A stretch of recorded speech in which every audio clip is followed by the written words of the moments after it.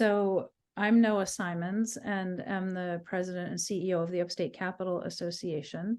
It is a membership organization for investors primarily, and we do a fair amount of work supporting the entrepreneurial ecosystem around the work that we do, building investor connections.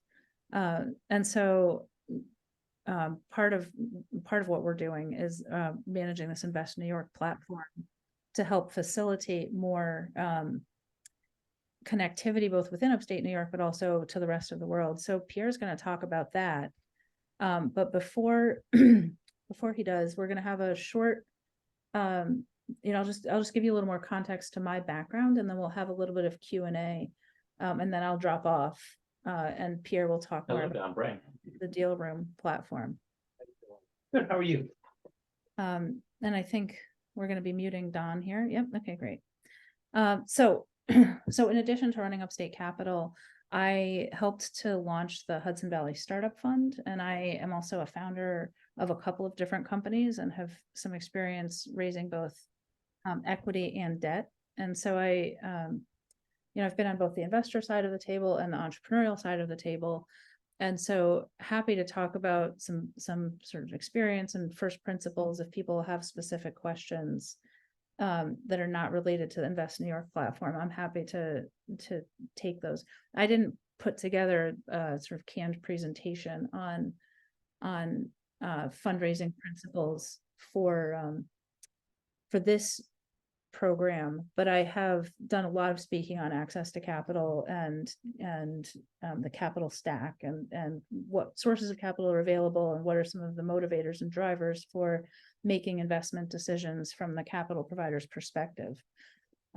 So with that said, I want to open up the floor to anybody here who might want to ask non-Invest New York platform related questions, just maybe more general things. And Amarildo, since we started with you, maybe you could do a little bit of an introduction and talk about just your business and what brought you to the call today. Perfect. Nice to meet y'all. I'm Amarildo. I'm interested in this call. So 2 hats. So for my business, I'm the founder of a company called Adro. We're in the cross-border banking space. So helping internationals that move to the US get everything they need set up. So of course, they're financial services, but more than just that, everything from being international in the US is extremely difficult to get set up. Lease movement, money movement, transactions. Our view is we help in partnership with universities or employers. I'm here in New York, definitely was interested on that side. And then the other hat is I'm part of a bunch of angel groups. So Cornell Tech Syndicate, Westchester Angels, and a few other angel networks. On the investment hat as well, of looking at really interesting startups and learning more and more about the world of investing, especially in that early pre-seed, seed stage of companies' inception, pre-product market fit. Awesome. Well, thanks for being here and connected to so many of the things that we're working on too. I will mention, so do you have any specific fundraising questions? I guess I just want to start there. And if the answer is no, that's completely fine. No, just really in the fact-finding mode now. I've worked in corp dev on the investment side. Now starting the process of actual raising capital from a startup side. So any information is good information here. Yeah, awesome. Hopefully Invest New York will be a good, piece of the strategy that could be helpful with both of your hats on. Good. So I see a couple other folks. If you turn your camera on, then I am going to invite you to talk. And if you leave your camera off, then I'm not going to invite you to talk. But since we're a small group, we're a little bit we're keeping this conversational for at least this beginning part. Well, we're just getting to know each other a little bit and hopefully can tailor some of the conversation to your specific situations. Ellie, good to see you. Yes, it's good to see you, and thank you, Noah, so much, and Bailey for hosting the webinar today. Yeah, our pleasure. How are things going at Micro Era Power? Oh my gosh, fantastic, actually. We just last week relocated our offices, so we're in a more expanded space for the offices. Same building, but now in the front area that has just a little more elbow room. And we are expanding our lab footprint because there's so much work that is coming at us with support from US Department of Energy with an SBIR phase 2 and also NYSERDA 2 awarded grants that really helps accelerate it. So this conversation about the capital raise is very timely because with about $3 million of grant funding in that pipeline, we also have the need to raise about 2 million so that we have working capital, the cost share that goes along with the NYSERDA grants, and the ability to bring in, grow the team, bring in additional talent that we need. Yeah. Yeah. Well, congratulations. I know that getting some of those grants, it helps de-risk, especially early stage equipment, heavy businesses like yours. It helps de-risk for earlier stage investors. So. Yeah, it helps de-risk. And we just actually completed a early demonstration that was supported by the Electric Power Research Institute. Cool. They did the third-party validation of the system performance, and the project was funded by Con Edison down in New York City and New York Power Authority. Awesome. And so, we have fully de-risked this technology, and now it's just a question of getting the early systems out, fielded, and demonstrated. Awesome. I'm excited to hear that. I know you've been working on this for quite a while. It's deep tech. It's climate tech. It's not about clicks. It's real. It takes time. It's real stuff. Yes. Good. Well, Sean, since you turned on your camera, I'm going to invite you to introduce yourself here and tell us a little bit about what you're up to. We'll ask you to unmute your line so that we can hear you. Yeah, hi, sorry. My name's Sean Myers. I'm in Buffalo, New York, and I am in the early stages of a startup, also involved in climate tech, centered around software and working with utilities and developers to streamline the process of interconnection. The idea of actually getting these projects physically connected to the grid has a plethora of issues. We're trying to address some of them using map-based software. So we're in the early stages, have received about $200,000 of grant money from the DOE through a couple of prize programs they have. And we're starting to just build out our product. And hopefully within the next 6 months or so, we're having deeper conversations with investors, possibly investing into our company. Great. Any specific questions that you're bringing to the table today, Sean? I don't have any, actually. Just really kind of in a listen mode here. Are there, I guess given the fact that we'll be looking for capital in the next several months, any information around what kind of investors in the state are interested in climate tech. There's NYSERDA and there's entities like that, but really looking for non-governmental entities that might be interested in investing. Yeah, I think that's always a top question on people's minds. And Right. So I think Pierre will help answer that a little bit with showing you some of the tools around that we have with Invest New York. Just like how would you think about who might be interested in investing in, climate tech or utility kinds of software for the kinds of things that you're doing. So that'll be the second part, and I'm happy to answer any other questions. I think I wanted to just leave this open for another couple minutes. Maybe Denise and hi Enid, nice to see you. I know.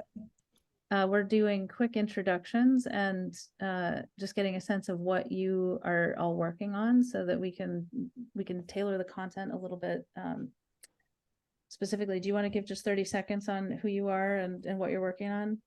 Enid and Denise. Enid first. Sure. I'm the co-founder and editorial director of IMBY. It's IMBY.com. It's a hyper-local network for citizen journalism in the Hudson Valley and Berkshires thus far. It's there are 32 sites, and it's all mostly user-generated content, which is what we call citizen journalism. Great. And Denise? Hi, I'm the COO with Revert Technologies. We've revolutionized the elimination of GHGs within the built environment. We're based in Brooklyn at New Lab. We're working in NYC, throughout New York State, and in California.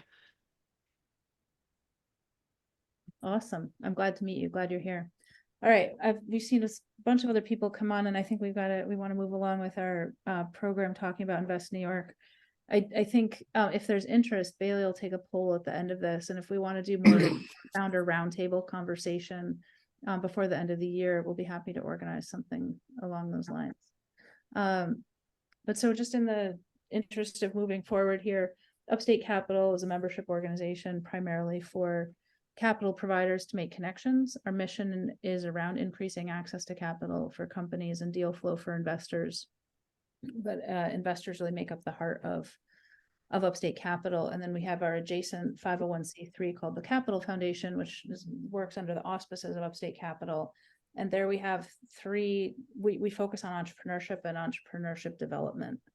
And so we have 3 different programs that we run currently through this within our entrepreneurship umbrella. And so if you want to go to the next slide, Pierre. Do that. We started 7 years ago. We took over the leadership of the statewide intercollegiate entrepreneurship competition. So we helped develop the next generation of entrepreneurs through a competition platform. It's a great opportunity to network with rising talent and for people who are emerging as entrepreneurs to make connections to the broader community. And we actually have up to $100,000 in cash prizes, and we people win money to actually help seed their new ventures. This is for enrolled college students and graduate students. We run an executive peer group that is an ongoing peer advisory group for people running established companies, primarily in the Hudson Valley.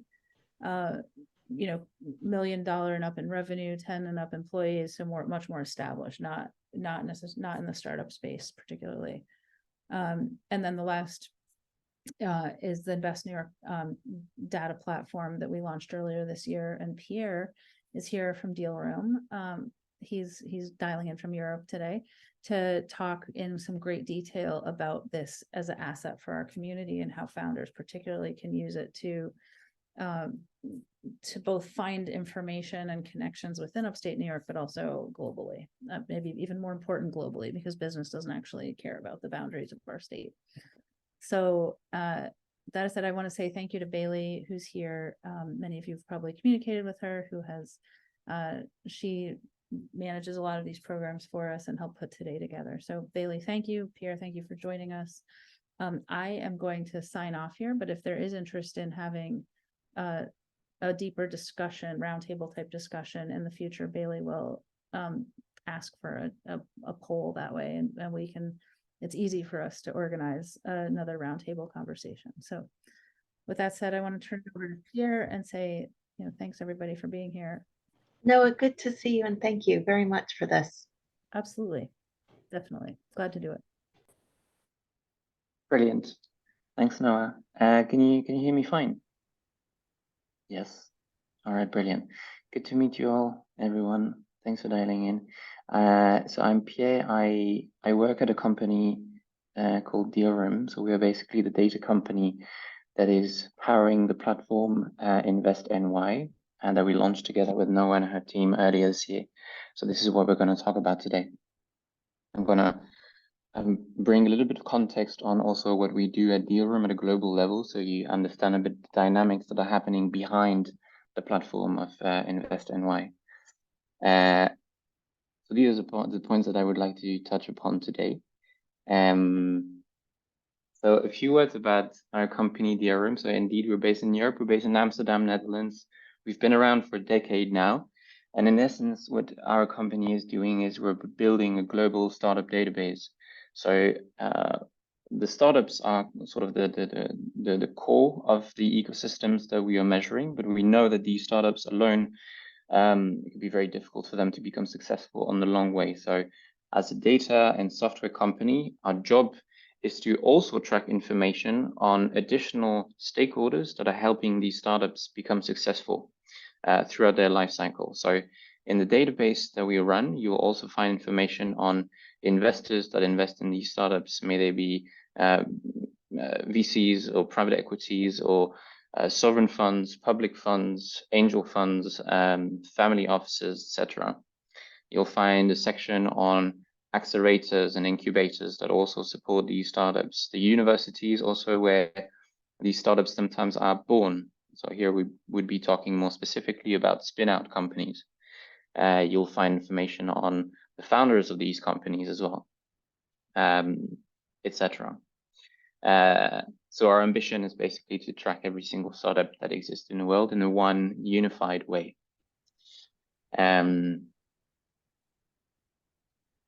So we work very closely, obviously, with investors. So investors pay us in order to access our global database. So here they can do their own scouting job. So they have teams of analysts where they can basically like research very specific companies that match their investment criteria. So for example, in the climate tech sector, as we talked about just a second ago, we work closely with bigger tech companies, could be corporate companies like I don't know, it's like Google or Microsoft or so on. So these would be like big groups that are also using our data in order to either identify technologies or startups that develop technologies that they are willing to acquire or to invest in at a very early stage. They also use our data. So I'm thinking here more about like research organization or strategic organization like BCG or McKinsey. So these groups use our data more in an aggregated way to understand basically how markets are evolving and comparing, for example, how is the climate tech sector growing in New York State versus every single other state in the US or versus Europe for that matter, for example. So that's also the kind of analysis that you can do on the platform. Just a quick word on, because it's a question that we get all the time, and I don't want to spend too much time on this, but looking at also how we aggregate data. So since we are a data company, so a short answer to this is we use public databases where we identify data points that we want to include in our platform. So here, for example, we work with a number of public trade registers at the national level, country by country, which for us is it's a bit of a tricky business, but it's extremely helpful for us to identify companies which were recently created, companies found in the last few weeks, in the last few months, and be able to discover basically these startups when they really are starting their journey. So companies that don't necessarily have just yet a product, a team maybe, clearly don't have funding yet. So we can track them as early as possible. Sorry, how do you guys go about getting that data? Yeah, so the first answer I was giving was working with public trade registers. In some instances, these trade registers are open. Sometimes they are closed. Sometimes it's a bit in between. So it's really a case by case basis that we have to go for on that front. If we look at, for example, data related to funding rounds, so when a company raises seed or a Series A or an acquisition, here we rely on the news. So we build basically a model in-house that we've been training for many years, which is plugged into thousands of online media. So whenever a company will raise a round, there's a good chance this will be picked up in the news somewhere in the world. We will receive this article. So every day we receive tens of thousands of news articles that our model can basically screen in order to identify on that day which are all the rounds which were raised in the world, which when we can then match and verify and import into the system. So basically for every single data point you'll see in the database, we have a different data strategy behind in order to maintain this data in a scalable manner in the system. The other point that I want to mention here is that, of course, the community is also feeding data into the platform. So founders can claim their company profile, can add their data themselves into the system, and I'll show you later how you can do that. We also have a number of partnerships with public organizations and governments through which we're also able to access additional localized data to complement the coverage that we have also in the system. Not so much of a short answer, but that's the answer. So one important thing here to mention is that, Pierre, if I could just jump in, I found this database while I was actually looking for something else and had the opportunity to input information about our company. So yes, you're scrubbing a lot of data resources, but am I understanding correctly that we can also put information in about our startups? correct, absolutely.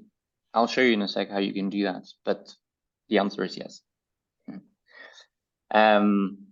So one thing also that is important to mention here is, so on the one hand here, you have the global DRM database, which is not for free. So here we have clients, we have VCs, corporates, governments, they pay us in order to access this global data set. And that's one thing. On the right side, you have the Invest NY platform, which contains basically all the data that we have in the room on companies that have a location in upstate New York as of today. Accessing this platform is completely free for everyone. So it's two separate platforms, but understand that these two are constantly connected. So Ellie, if you claim your profile and add some more information on your company, the profile will be updated here, but the profile will also be updated on the global DRM platform, which is accessed by all of our clients worldwide. So here, basically for you, it means that you gain double exposure on two separate audiences, which is kind of good to keep in mind. Pierre, one quick question. Are you solely focused on the Hudson Valley and upstate and not the state as a whole? Yes, that's correct. The platform currently covers upstate New York, which means that it excludes New York City and Long Island. We are in discussion with a number of partners because we want to grow the platform next year. So eventually our goal is to cover the entire state, including New York City as well. So from Hudson, New York, you go upwards from whatever is above Hudson is considered upstate New York. Correct. Thank you. There you go. No, not whatever is above Hudson, whatever is above New York City. Whatever, well, I'll show you on the map and then you'll see. Is upstate. Hudson is upstate. Yeah, I'm aware Hudson's upstate. No, I know, but I was confused by what you said. You said anything above Hudson. There are things below Yeah. Hudson that are also included. I think it's like Yonkers North. Yeah, that sounds right. Yeah, we'll see it on the map, so it will be clear for everyone. And yeah, one last point. So the Invest NY platform is one of roughly 90 similar platforms that we run globally. So, you know, we build a similar one in Iceland and in Spain and in Oman and in Australia, etc. So it's the same concept, the same system, and all of those platforms are feeding into the same unified data set. So it's also good to know that this is part of a much wider network outside of the state of New York. No need to spend time on this. I just wanted to put some numbers for you to get a sense of the audience that is also accessing our global platform, just so you know what kind of exposure you also get from there. But I believe that Bailey will be able to share the slides after the call, so you can review those in more detail later on if you'd like. Yes, so that's the map I was talking about. So this is basically the geographical area we cover as upstate in the system. Yeah. So when we go into this platform, as I mentioned before, there's a lot of things that you can do. If you can break it down into big groups. So the first group, you can search for very specific companies, for very specific accelerators or investors or universities, for example. So you'll find in the system a very wide range of types of filters that you can use. So out of all the companies headquartered in upstate New York, you want to look at, for example, companies founded since 1990, which have raised some kind of fund already, so funded companies. And out of those, you want to look at companies within the climate tech sector that operate with software as a service model, for example. So that's the kind of query that you can build in 15 seconds in the system and get a very detailed list of specific companies. So this is obviously very useful if you're an investor, for example, whether you are based in upstate New York or whether you're based in wherever, California or Paris, or everyone can access the platform. That's really kind of the big selling point here. The other thing that you can do is, instead of searching for individual companies and then looking them up one by one and see how much funding they raise, what kind of industry they operate in, etc., you might want to look at aggregated trends on the ecosystem of Upstate. So here you want to look at aggregated data. So for example, in this case, you can look at, for a specific set, if we want to look at food tech companies within upstate New York. So here we would want to look at how the combined valuation of the food tech sector has grown over the last 10 years in the region. That's the kind of analysis that you can do in a couple of clicks also in the system without having to download any data, without having to pay for anything. You can look at, for example, total investment in the state and how it compares year by year, quarter by quarter. You can look at source of investment. So where is the money coming from out of all the money that is invested in upstate New York startups? So yeah, kind of like two different ways of looking at the same data in the end. One other question just to solidify. So a base in upstate New York, does your site would obviously explain exactly what that means, because base-wise, we have paid pilots happening now at Cornell's main campus, at Ithaca College's main campus, at the town of Ithaca's town hall. I'm physically based in Ithaca, but I am going to be moving to our new office in Brooklyn at New Lab in the spring. So our presence in upstate New York will be the work that we've done here since I move. Does there have to be an actual physical office? Because the majority of people are still working remotely. Good question. So the answer to this is yes, you would be able actually to do that, because in the system you can break down a location in 3 different kinds of location. And this is extremely useful for a lot of different types of users. So you can take, for example, your company and you can assign the type of founding location in Ithaca. And then you can specify that now the HQ, the headquarter location of your company, is going to be Brooklyn. And then you can specify that maybe you also have an office in, let's say, California. So here you have 3 different kinds of location for the same company, which is very useful when you want to understand how companies are basically moving from city to city and also moving their headquarter location. When you look at the site, we include all 3 types of location. So you can equally find homegrown companies from upstate, but you will also find foreign companies that are maybe originally founded and headquartered in London that also have a presence, let's say, in Rochester with a physical office. So it covers basically both sides of the same coin. Yeah. So initially when our company started, what we wanted to do initially was primarily to serve VCs.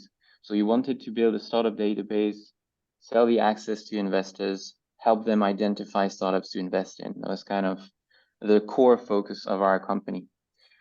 So about 6 years ago, we got contacted by the city of Amsterdam. That's kind of our home turf.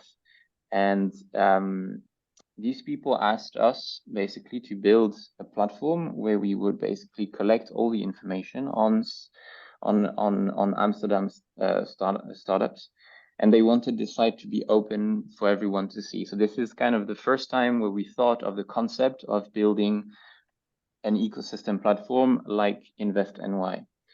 So we thought it was a good idea, and we built it for them. And we realized that it worked extremely well. And then we started basically replicating the concept with new cities, new countries, new regions, like the state of New York. And then we realized when we launched this first platform with the city of Amsterdam that we were really sitting on an opportunity to not only help investors, but also help founders and universities and journalists and policymakers and researchers, etc. So by basically sort of we've been working on the platform to keep it basically evolving over the last years, adding new features, adding new data in the system. So in the end, it's not just useful for investors anymore. So I put a very concrete example of use cases for different types of cohorts of users that we find on our platforms, so job seekers and universities and so on. I put like a link over here that takes you exactly to the kind of query that would be useful for that type of user in the system. So the point that I'm trying to make here is that what we are aiming for this platform is to basically be as versatile as can be. We don't want to just help founders. We don't want to just help investors. We want to help all those groups so that everyone is kind of relying on the same source of truth in the end, and also feeding their own data into it to make it even more valuable for the rest of the community. Yeah. So yeah, when you open one company profile, you'll find a number of data points. You'll find the name and a short tagline and a longer descriptive text of the company that you can always edit. You'll find descriptive tags like the client focus and the revenue model and the business model, the industry, the sub-industry, the technology. You'll find information on the company valuation or the valuation estimate of that company. In some instances, we find information on the financial of the company, the funding round that this company raised. It could be grants that this company received, angel rounds, seed rounds, Series A, all the way up to acquisition or IPO.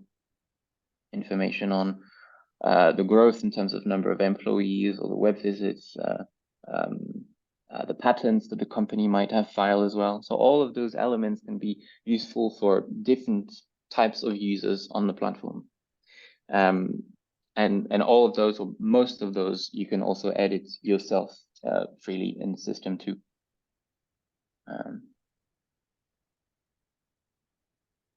So now specifically, like how founders can actually use this platform and extract basically value for what they need, more specifically on the topic of fundraising. So the first thing is you can, as a startup founder, regardless of where you're based, you can claim an access to a founder package at the room. This is completely for free. So you just need to be basically the founder of a startup. You need to have raised less than 10 million in funding.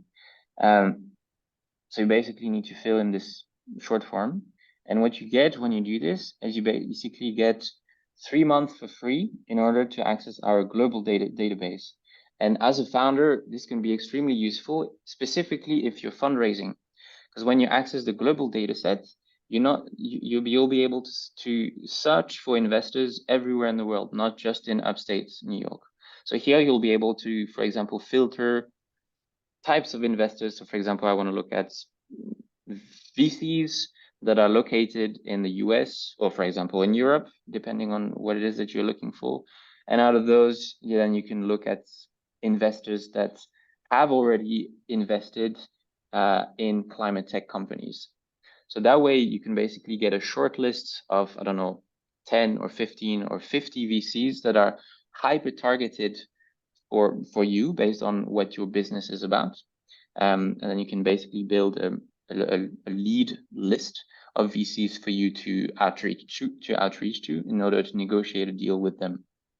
So this can be extremely useful for you for searching investors, but you can also use the global data set, for example, to research your own market. So you can search, for example, for competitors in your field, or you can search for potential partners or potential B2B clients within your field. So do feel free to use that. Again, this is completely for free. I'll put a link here. Just need to fill in the form. It takes 2 minutes. A quick question, if I may. Is your platform only focused on venture capital, or does it also address high net worth individuals or foundations, family offices, things of that All of nature? it. All of it. Yeah, all the ones you mentioned are indeed included. Because the ones you mentioned, like more often than not, and actually more often in the last years, do actively also invest in startups. So that's also the kind of investor that we want to track in the system. Like in the last few years, we've seen a wide diversification in terms of types of investors that are interested in investing in startups, even in traditional investment groups like growth equity or private equity. We see for example, more and more sovereign funds that are more and more interested in investing in startups because they do see a value in doing that. Which for startups is actually a good news because it means that more money is available for startups, and there's then also more competition amongst investors in order to locate and negotiate the best deals that are available on the market. So that's good news for you. So do take advantage. Second thing is, yes, as you asked before, when you're on the platform, you can use the search bar at the top, search for your company. When you find it, you'll find a little pen button here at the top right of your profile. So if you click on this, if you don't already have an account in the system will ask you to create an account. So you'll put your name and you'll put your business email address. So with your business email address needs to match basically the domain name of your company. If it matches, then you'll be able to basically click on edit and you'll be able to change any data points on your company profile. So the employees and the financials and the address or addresses, as we talked about a second ago. And then you can change all of this yourself. So again, when you do this, this will be visible on Upstate New York platform as well as on the global site. So good to keep this in mind. Another thing that you can do after you claim, Ellie, you have a question. I was going to say, I think it was a few weeks ago, I went through, created our platform, our profile, input information about funding that Micro Era Power has received. And what I'm seeing on the platform now is that some of those are waiting to be verified. So like the total funding to our company that your platform is acknowledging is $450,000, but we've raised much more in terms of the investment that has been made and the grants that have been awarded. Is there a way to signal that profile needs review, or does that just have to wait for some kind of internal magic? It's been several weeks since I put some of them in there. All right, there might be a lag on this front, but yes, you can always nudge us if you see that something is misplaced or if you have any type of question. Just click on the link at the bottom right, open the chat, just shoot us a quick message, and someone on our support team can then verify those rounds for you and make sure that everything is clean. So yeah, do feel free to use and abuse this. Great, really we'll be on the chat. Yeah. Okay. But thanks for the notes. So on the front of fundraising, there's another thing that you can do to also make your profile stand a little bit more when you are in the phase of actively fundraising. So you can do that. So after you claim your profile, you'll see this little blue box here, pitch your startup to investors and job seekers. So if you click on this, it will open this little, model here where you can add a pitch note on your profile. So here then you can select what your pitch is for. So you can select, in this case, fundraising, and you can add your title. So we're raising 10 million Series A. You can add a description text to explain more the concept of why you're raising this round now, what type of investor you're looking for, how you're planning on using the money, that kind of information that investors would actually need to know in order to decide whether they want to move forward with a call with you. You can add an image. You can even add a PDF, so you can upload your pitch deck in a PDF form. You can put a YouTube video even if you want. If you have, for example, a product demo that you want to put in. When you click save, then basically your pitch note will appear here at the top of your company profile on the overview front. So it will be visible to everyone who actually access and open up your profile. Investors will also be able then to screen through the system to look at all the companies that currently have a fundraising pitch note attached to their profile. So companies that are actively raising their hands saying, we are fundraising now. So this is also kind of like helpful for you to gain additional visibility towards these investors. Yeah. So these are kind of my top recommendations for you. I hope this has been useful. Are there any, I mean, we'll share the slides with you afterwards so you can dive a little bit deeper into each of those topics. And feel free, I mean, you have the URL here, investny.org. So feel free to, browse around and see what is useful for you. If you're trying to find something that you're not exactly sure how to find it, also feel free to use the chat and we can help you out. Pierre, could you speak a little bit more to how the Invest New York calculates the firm valuation? Yes, I can. So the valuation is there are two options. Valuation can be either a fixed value. So for example, if we know that if the new valuation of the company was made public, for example, in a news article or so on, or if the valuation has been input by one of the team members from that startup which claimed the profile, something that you can input yourself directly. So if this valuation has been made public, then we will add the funding round, the amount of the funding round, and the new amount of the new valuation of the company at that given date.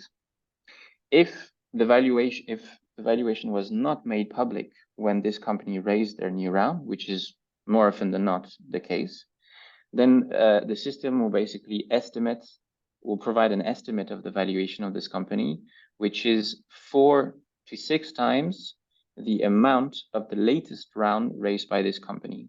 So if a company raised a round in 2022 for $1 million, and that's the latest round the company raised, then we will estimate that this company is valued between 4 to 6 million in 2022. Does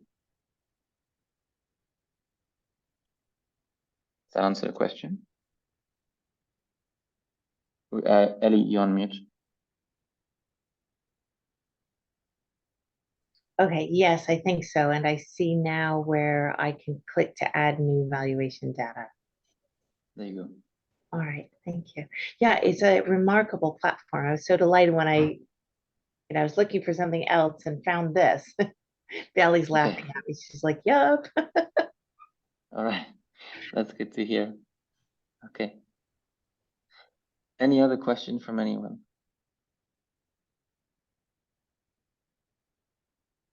Or was it everything so clear?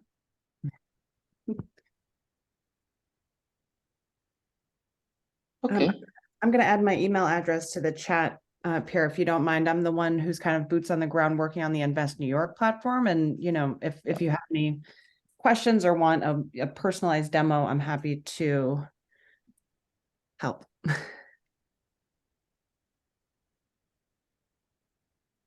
Maybe we can do a quick raise of raise of hand or a reaction here if you want to do a smaller group CEO roundtable to talk through some strategies around fundraising with Noah. Okay, we got one. Ellie, great. Oh. Let's see, how can I do this quickly? Okay, sorry, leave those up for a sec. Lola, Ellie. Great. Son. Perfect. Okay, cool. Yeah, so I'll try to get folks together before the end of the year, or at least plan for early next year to do a roundtable. Those have been fun and insightful in the past. Sorry to take that over, Pierre. If there's any other questions for Pierre, please feel free. We've got a few extra minutes here at the end. I just have a question about, I understand that we can get the slides, but has the webinar been recorded? Is it possible to see a replay? Yeah, absolutely. I'll send the recording as well as the link to the slides, so you can get those the links that Pierre included within the slide deck. Great, Just after this meeting. great. Thanks, Bailey. All right then. And I think we're through. Thanks everyone for joining. We'll follow up with the slides in the link for the video. Have a great day and feel free to get in touch if you have any questions. Thank you, Pierre. Sounds, Thank you so much. yeah, it Everyone. sounds Good great.